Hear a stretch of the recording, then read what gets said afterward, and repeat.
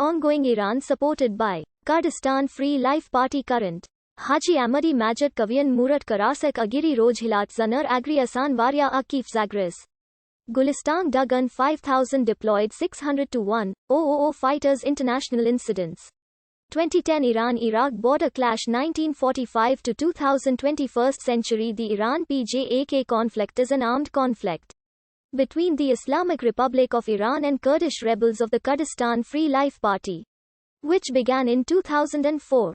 The group has carried out numerous attacks in the Kurdistan province of Iran and provinces of western Iran. PJAK is closely affiliated with the militant Kurdistan Workers' Party, the primary opponent of the Republic of Turkey in the Kurdish-Turkish conflict. PJAK has been designated as a terrorist organization by Iran, Japan, Turkey, and the United States. Following massive clashes in summer 2011, a ceasefire was declared between the parties, with Iran claiming victory and PJAK allegedly ending all armed operations as of the 29th of September 2011. Since then, several violent incidents have occurred, including the December 2011 Banay clash and another clash in April 2012. In 2013, the confrontations became more frequent, including clashes in May, the August 2013 Sardisht clash and more events in October. The heavy 2016 West Iran clashes took place on the 19th of April.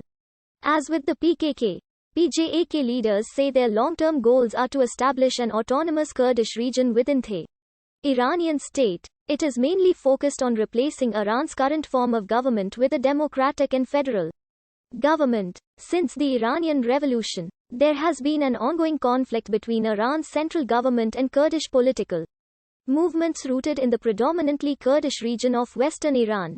The level of violence has ebbed and flowed, with peaks of serious conflict in 1979, the early 80s and the early 90s. Kurdish casualties are estimated by the Kurdish Democratic Party of Iran at more than 30,000 civilian dead in addition to 4,000 Kurdish fighters. Along with the dead, there have been tens of thousands of people imprisoned, hundreds of villages destroyed and hundreds of thousands of people displaced. The local economy of an already underdeveloped region has been severely damaged by the conflict, as of course has the Iranian economy as a whole. The exact history of PJAK is widely disputed. Turkey and Iran claim that PJAK is no more than an offshoot of the Kurdistan Workers' Party. According to some sources, members of the PKK founded the PJAK in 2004 as an Iranian equivalent to their leftist nationalist insurgency against the Turkish government. According to founding members of PJAK, however, the group began in Iran around 1997 as an entirely peaceful student-based human rights movement.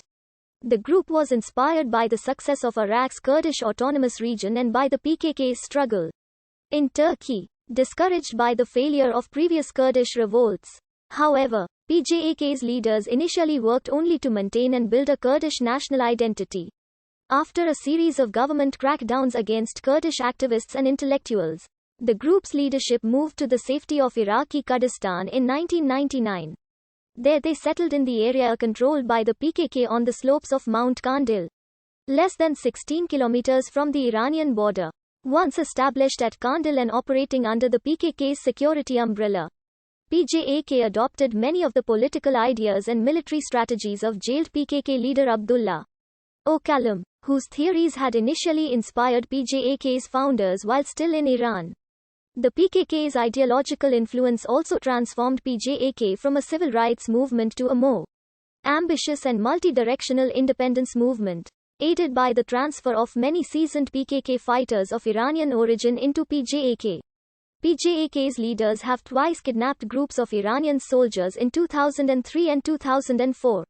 In both instances, Iranian soldiers were released unharmed after being tried and acquitted for crimes against the Kurdish people by ad hoc PJAK courts in Iranian Kurdistan. The PJAK group's first armed attack took place in 2004 in the area of the city of Mariwan in Kurdistan province, after Iranian security forces fired on protesters, killing 10 people. In July 2005, massive 3-week-long riots in northwest Iran, met by massive security response, left some 20 Kurds dead and 300 wounded. The protests erupted following the killing of an activist by Iranian security forces in the city of Mahabad on July 9. More riots followed in October 2005. According to Kurdish sources, as many as 100,000 state security forces backed by helicopters moved into the region to crack down on the demonstrations.